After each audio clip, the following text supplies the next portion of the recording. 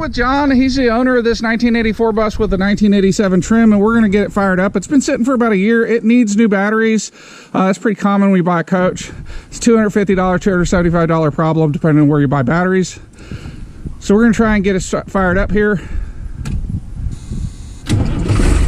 Hey, there you go. Wow, look at that. Fired right up with some old batteries that he had laying around in the workshop.